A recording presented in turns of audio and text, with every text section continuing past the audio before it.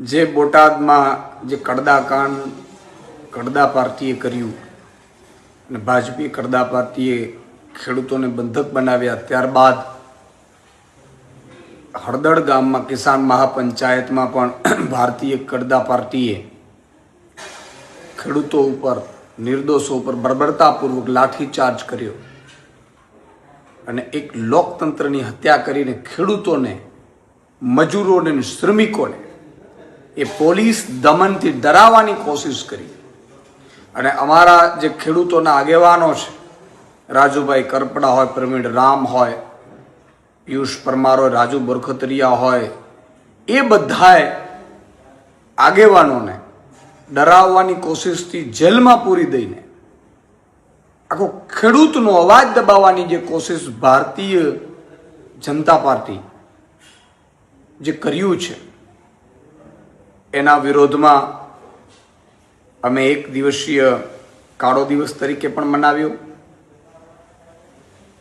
કાળી પટ્ટી ધારણ કરીને તમામ આમ આદમી પાર્ટીના કાર્યકર્તાઓએ દિવાળી અમે એક દિવસ દીવડો પ્રગટાવીને ખેડૂતોના સમર્થનમાં દીવડો પ્રગટાવ્યો, એ પણ કાર્યક્રમ કર્યો.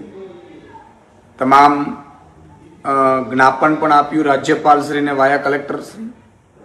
અને હવે ખેડૂતોના સમર્થનમાં, ભાજપી કડદા પાર્ટીના કડદાના વિરોધમાં, ખેડૂતો પર થયેલ દમનના વિરોધમાં અને ખેડૂત આગેવાનોને જેલમાં પૂર્યું છે એના સમર્થનમાં 31 ઓક્ટોબર એટલે કે સરદાર વલ્લભભાઈ પટેલ લોખંડી પુરુષનો જન્મ જયંતિ છે નિમિત્તે કિસાન મહાપંચાયતનું આયોજન લીંબડી વિધાનસભાના સુદામડા ગામમાં થવા જઈ રહ્યો છે.